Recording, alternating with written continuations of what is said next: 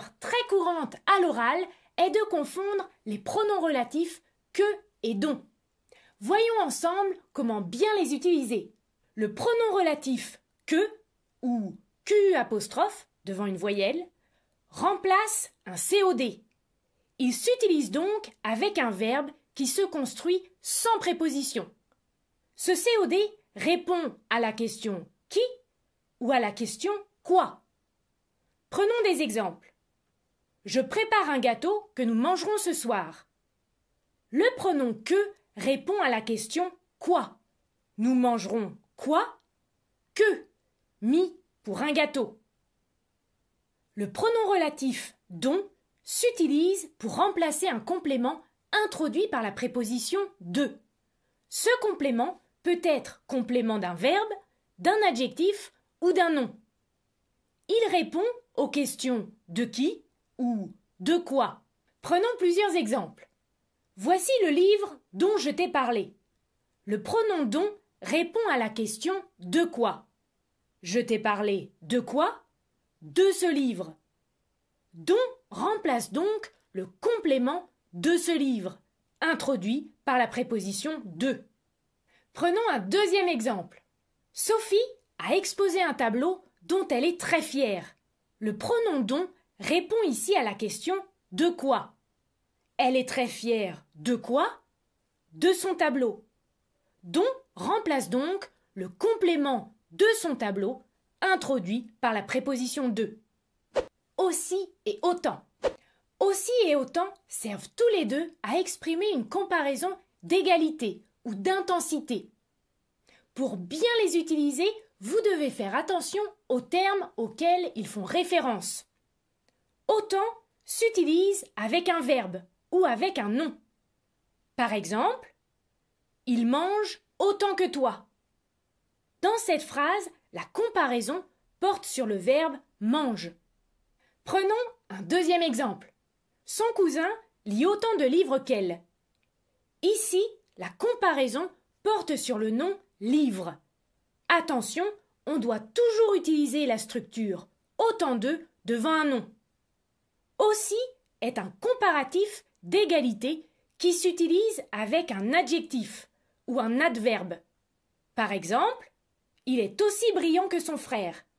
Ici, la comparaison porte sur l'adjectif brillant. Prenons un deuxième exemple. Elle parle aussi bien français que lui. Ici, la comparaison porte sur l'adverbe bien.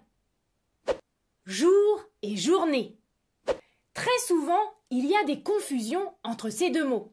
Voyons ensemble comment les différencier. Le nom jour désigne une période de 24 heures. Il sert donc d'unité de temps. Il correspond à un point dans le temps. Les jours se succèdent, ils ont des noms et ils se comptent. Par exemple, on peut dire « Quel jour sommes-nous » ou encore « Je suis en vacances depuis 7 jours ». Le mot journée est utilisé pour la période qui se déroule entre le lever et le coucher d'une personne. Il exprime la durée. Par exemple, on peut dire « Il a passé la journée devant la télé » ou encore « C'est une belle journée d'été ». Moi aussi et moi non plus.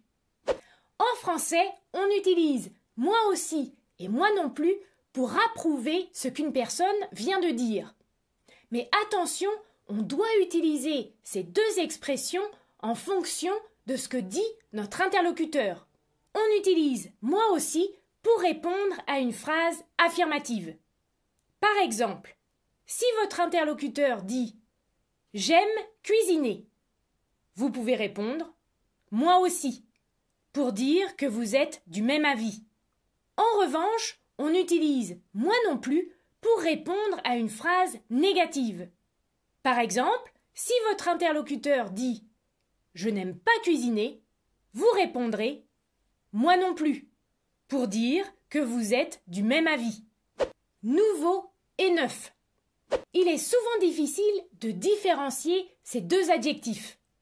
Nous allons voir maintenant comment les utiliser. L'adjectif « nouveau » est l'opposé de l'adjectif « ancien ». Cet adjectif peut s'utiliser autant avec les personnes que les choses concrètes ou abstraites. Cet adjectif a 3 significations différentes. Il signifie qui a ce statut depuis peu de temps, qui succède à quelque chose ou à quelqu'un, ou encore un de plus. Prenons quelques exemples. Peugeot vient de sortir un nouveau modèle de voiture. Nouveau signifie ici qu'il n'existait pas encore, qui a ce statut depuis très peu de temps. Prenons un deuxième exemple.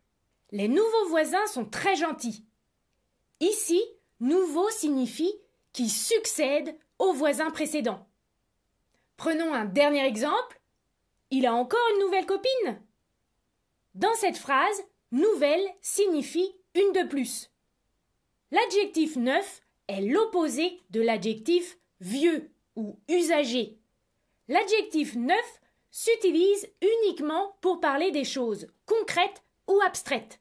On ne l'utilise jamais pour qualifier des personnes. Neuf signifie qu'il n'a jamais ou très peu été utilisé. Quand on utilise l'adjectif neuf, on suppose qu'une chose vient d'être faite, réalisée, construite. On va dire par exemple « Elle vient d'emménager dans un appartement tout neuf ». Cette phrase signifie qu'elle va habiter dans un appartement qui vient d'être construit ou rénové. Voilà, cette vidéo est maintenant terminée. J'espère qu'elle vous a plu.